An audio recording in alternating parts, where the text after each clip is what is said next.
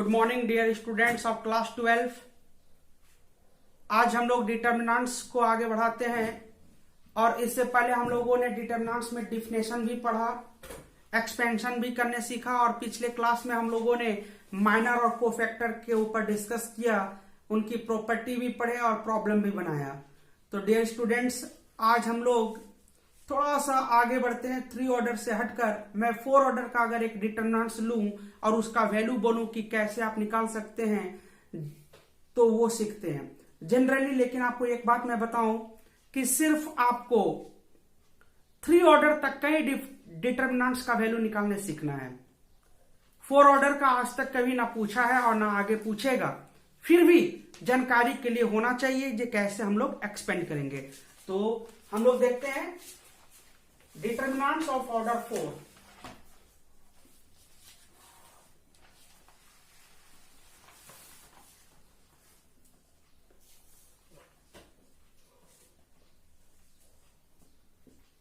The symbol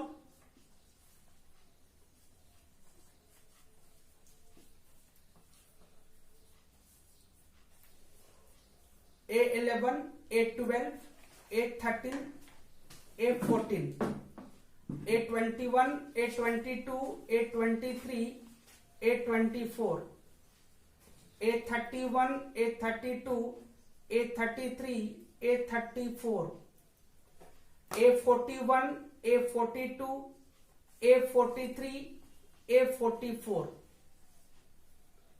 is called determinant of order 4। Dear students, ये जो symbol हमने लिखा है ये क्या है? एक डिटर्मिनेंट है। कितने ऑर्डर का? 4 ऑर्डर का डिटर्मिनेंट है, जिसके अंदर में जो नंबर लिखे हुए हैं वो रियल हैं या कॉम्प्लेक्स हैं, वो सब के सब इस डिटर्मिनेंट्स के एलिमेंट कहलाते हैं। डियर स्टूडेंट्स, आपको मैं पहले बताया कि डिटर्मिनेंट्स का हमेशा एक वैल्यू निकलता है। डिटर्मिनेंट्स का जो वैल्यू होता है वो एक नंबर होता है और वो नंबर क्या होगा? एंड इट्स वैल्यू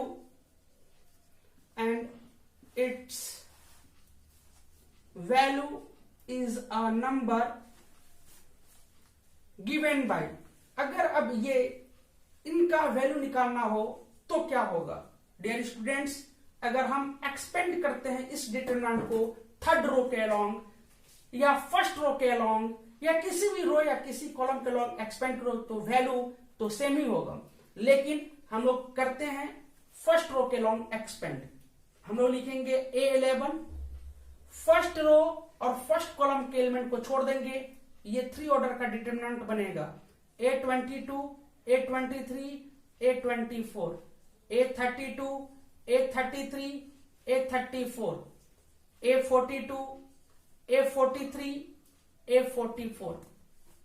अब आपने यहां पे प्लस, उसके बाद क्या लोगे? Minus A12। First row and second column के एलिमेंट को छोड़ देंगे, first row and second column के एलिमेंट को छोड़ देंगे, तो क्या मिलेगा मेरे पास? A21, A21, A23, A24, A31, A33, A34, A41, A42, 43, A44। अब आगे बढ़ोगे, फर्स्ट रो थर्ड एलिमेंट के पास प्लस माइनस, ये क्या आ जाएगा? Plus A13।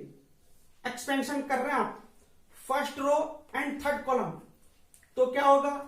A21, A22, A24, A31, A32, A34, A41, A42, A44। Clear है? अब चलो इस एलिमेंट, लास्ट एलिमेंट के लिए हम लोग minus A14। Dear students, first row and fourth column के एलिमेंट को छोड़ देंगे तो हम लोग के पास क्या एलिमेंट बचेगा? A21, A22, A23। A31, A32, A33, A41, A42, A43। तो डियर स्टूडेंट्स, अब आप बताओ कि ये 3 ऑर्डर का डिटरमिनेंट है जिसका तो वैल्यू हम लोग निकालने सीखे हैं, एक्सपेंड कर सकते हैं। तो एक 4 ऑर्डर के डिटरमिनेंट्स को हम लोग सबसे पहले किसी रो या किसी कॉलम के लॉन्ग एक्सपेंड करेंगे तो एक 3 ऑर्डर के डिटरमिनेंट में बनेगा। अब ये 3 ऑर्डर के डिटरमिनेंट्स को किसी रो या किसी कॉलम के लॉन्ग फिर से हम लोग एक्सपेंड करेंगे और वो 2 ऑर्डर के डिटरमिनेंट्स में होगा और फिर हम लोग वैल्यू निकाल पाएंगे। तो इस तरीका से हमें उम्मीद है कि आप 4 ऑर्डर के किसी भी डिटरमिनेंट्स का वैल्यू एक्सपेंड करना सीख गए हैं। तो डियर स्टूडेंट्स, ये 4 ऑर्डर के डिटरमिनेंट्स को एक्सपेंड करने सीख गए हम लोग।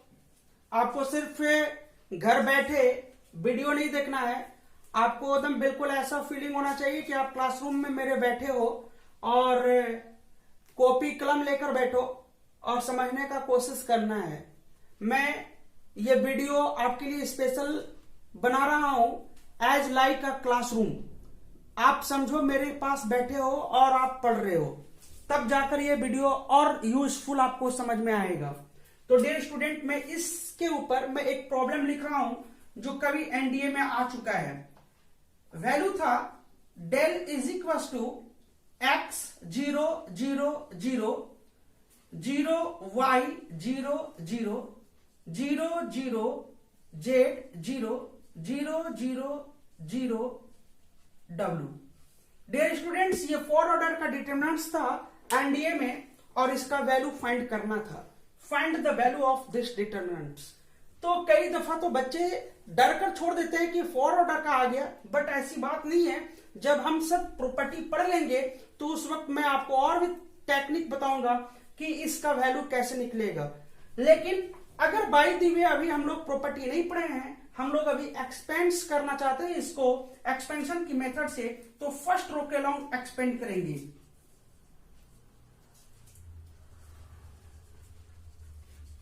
Expanding along R1 we get, जब हम लोग फर्स्ट रो के लॉन्ग एक्सपेंड करेंगे तो x होगा और फर्स्ट रो और फर्स्ट कॉलम के एलिमेंट को छोड़ने से 3 ऑर्डर का डिटरमिनेंट्स बनेगा जिसका एलिमेंट होगा 0 y 0 0 0 z 0 0 0 w। And dear students, 0 को किसी भी चीज से मल्टीप्लाई करते हैं तो आंसर 0 होता है, इसलिए उसे लिखने की नीड है नहीं। अब अगर हम इसे अगेन फर्स्ट रो के लॉन्ग एक्सपेंड कर दें तो आंसर हो जाएगा x into Y into 2 order का डिटरमिनेंट्स होगा जिसका एलिमेंट जो होगा वो ये होगा z 0 0 w, और ये इनका वैल्यू तो हम लोग निकाल सकते हैं और वो हो जाएगा zw। तो zw इसका मतलब है कि इस डिटरमिनेंट्स का जो वैल्यू आया वो x y z w भी है। तो डियर स्टूडेंट्स, जब हम प्रॉपर्टी आपको पढ़ाएंगे तो आगे चल के बताएंगे कि अगर कोई भी डिटरमिनेंट्स है जिसके प्रिंसिपल डायगोनल के एलिमेंट को छोड़कर, अगर प्रिंसिपल डायगोनल के एलिमेंट के छोड़कर अगर सभी के सभी एलिमेंट अगर 0 है तो उस डिटरमिनेंट्स के वैल्यू जो होता है product of the element along the principal diagonal होता है। क्या मैं बोल रहा हूं जरा समझना। मैं बोल रहा हूं कि अगर कोई भी ऑर्डर का डिटरमिनेंट हो, किसी भी ऑर्डर का डिटरमिनेंट हो, अगर प्रिंसिपल डायगोनल के एलिमेंट को छोड़कर अगर उसके सभी के सभी एलिमेंट अगर 0 है तो उस डिटरमिनेंट्स का जो वैल्यू होगा product of the element along the principal diagonal होगा। आपको एक्सपेंड करने का या प्रॉपर्टी लगाने का कोई मतलब है नहीं, डायरेक्ट आप प्रोडक्ट कर देना प्रिंसिपल डायगोनल के एलिमेंट को, आंसर मिल जाएगा। Some standard notation. फर्स्ट क्या है? First, second and third row of a determinant are denoted by capital R1, capital R2 and capital R3 respectively। Students जरा समझना है, डिटरमिनेंट्स में फर्स्ट रो के एलिमेंट को अगर हमें इंडिकेट करना होगा तो हम R1 लिख सकते हैं। अगर हम सेकेंड रो के एलिमेंट के बारे में कुछ बोलना चाहते हैं तो सिंबल में सिर्फ R2 लिख सकते हैं, और थर्ड रो के एलिमेंट के लिए हम लोग सिंबल में सिर्फ R3 लिखते हैं। उसी तरह से first, second and third column of a determinant are denoted by capital C1, capital C2 and capital C3 respectively. अगर आपको डिटरमिनेंट्स में फर्स्ट कॉलम के एलिमेंट के बारे में अगर आपको इंडिकेट करना है तो सिर्फ और सिर्फ C1 लिख देने से आपको काम चल जाएगा।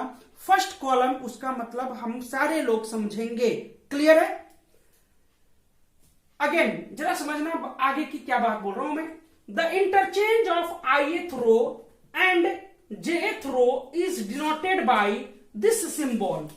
अगर हमें कभी प्रॉब्लम बनाने के क्रम में ऐसा आपको अनुभव होता हो कि हमें सर जो फर्स्ट रो का एलिमेंट है वो सेकेंड रो में हो जाता और सेकेंड रो का एलिमेंट फर्स्ट रो में हो जाता, तो आप आगे चलकर मैं बताऊंगा कर सकता हूं या नहीं कर सकता हूं, लेकिन अगर ऐसा हो कि हम फर्स्ट रो के एलिमेंट को सेकेंड रो में लिखना चाहते हैं और सेकेंड रो के एलिमेंट को अगर फर्स्ट रो में लिखना चाहते हैं तो बहुत आसानी से हम ऐसे लिख दें। अगर सिर्फ कॉपी पे अगर आप ऐसे लिख देते हो तो इसका मतलब सारे मैथमेटिशियन इस बात को समझ लेते हैं कि फर्स्ट रो के एलिमेंट को उसने सेकेंड रो में लिखा है और सेकेंड रो का एलिमेंट को उसने फर्स्ट रो में लिखना चाहा है।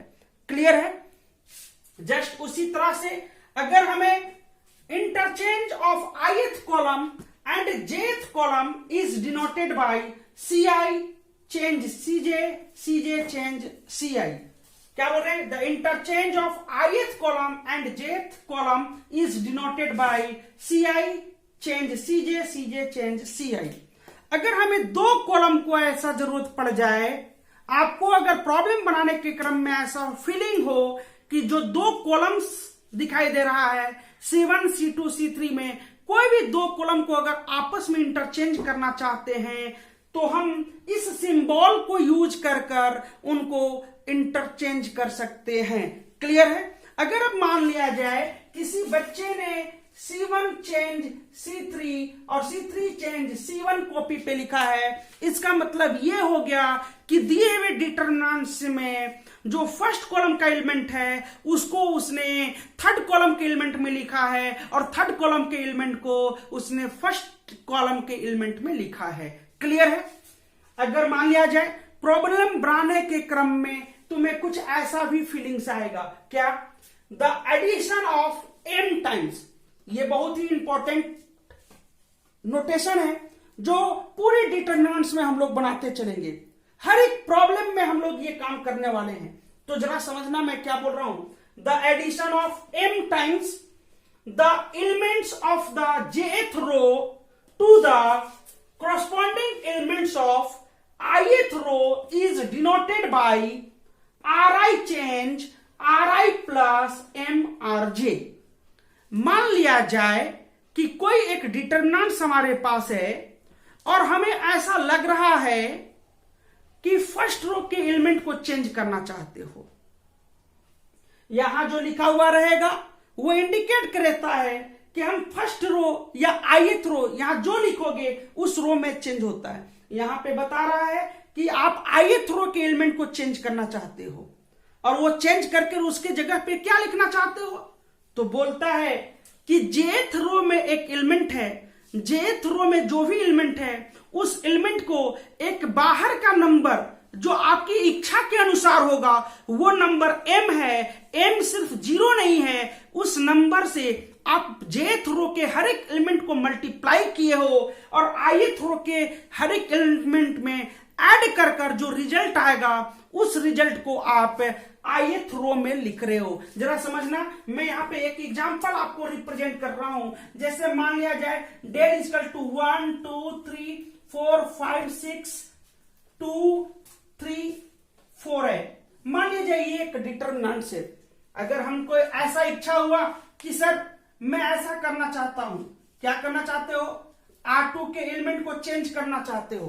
अब R2 के एलिमेंट को चेंज करना चाहते हो, क्या करना चाहते हो? तो R2 का एलिमेंट है 4 5 6, आप इसको बदलना चाहते हो तो इस मेथड की सहायता से बदल सकते हो। अगर ऐसा लिखा हुआ है मैंने हम सेकेंड रो के एलिमेंट को बदल रहे हैं, क्या बदल रहे हैं? तो R2 प्लस किसी बच्चे के मन में आया कि सर अगर हम 4 R1 कर दे, 4 से 4 एक नंबर है जिससे मैं R1 के हर एक एलिमेंट को मल्टीप्लाई कर रहा हूं और R2 के एलिमेंट में मैं ऐड कर रहा हूं या फिर सब्ट्रैक्ट कर रहा हूं, कुछ भी हो सकता है। तो डियर स्टूडेंट, मान लो कि उसने यहां पे R2 -4 R1 अगर कर देगा, इसका मतलब है यहां ऐसा लिखने से वो डिटरमिनेंट्स अब ऐसा हो जाएगा। फर्स्ट रो में कोई बदलाव नहीं है तो 1 2 3, लेकिन सेकेंड रो के एलिमेंट में उसने चेंज किया है और वो चेंज क्या क्या है, पहले 4 से 4 5 6 में उसने सब्ट्रैक्ट करने के लिए बोल रहा है, लेकिन क्या सब्ट्रैक्ट करेगा, जब हम 4 से R1 के एलिमेंट में मल्टीप्लाई कर देंगे। तो ये लिखना नहीं होता है, ये मन में सिर्फ सोचना है। जब आप 4 से मल्टीप्लाई करोगे तो यहां क्या हो जाएगा, बोलिए क्या हो जाएगा, 4 हो जाएगा। क्या हो जाएगा, 4 हो जाएगा। अब 4 से 4 को सब्ट्रैक्ट कर दोगे तो क्या हो जाएगा, 0 हो जाएगा। जब 4 को 2 से मल्टीप्लाई कर दोगे तो 4 2 8 होगा और 5 से जब 8 सब्ट्रैक्ट होगा तो -3 होगा। 4 से जब आप 3 में मल्टीप्लाई करोगे तो 12 हो जाएगा। क्या होगा, 12 हो जाएगा और 6 - 12 कर दोगे तो क्या हो जाएगा, -6 हो जाएगा। डियर स्टूडेंट, आप समझ रहे होंगे ये प्रॉपर्टी, ये लिख देने से आपका ये काम आपको हो जाएगा।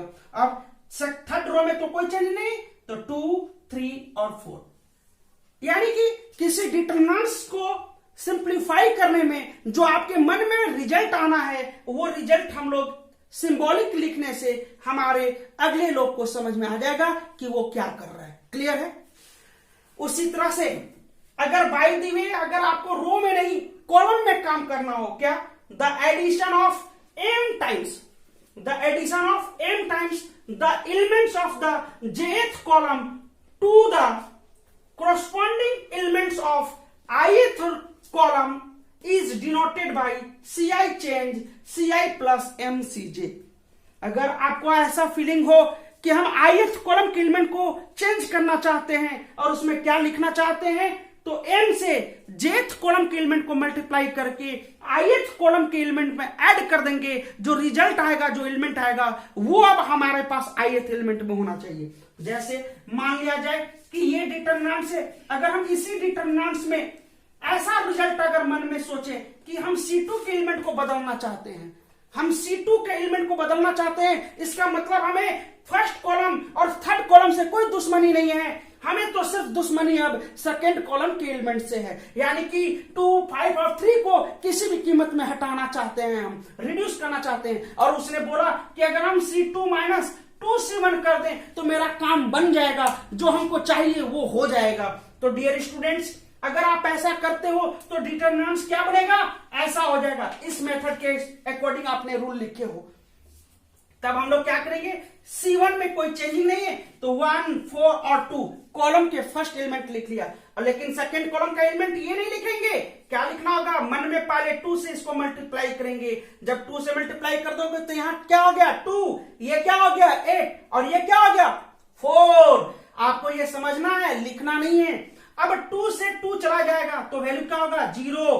अब आपको 5 से -8 चला जाएगा तो वैल्यू क्या हो जाएगा, -3। और 6 से आपको 4 कैंसिल होगा तो क्या हो जाएगा, 2। और थर्ड कॉलम के एलिमेंट को यूं ही आपको लिख देना होगा, 3 6 4।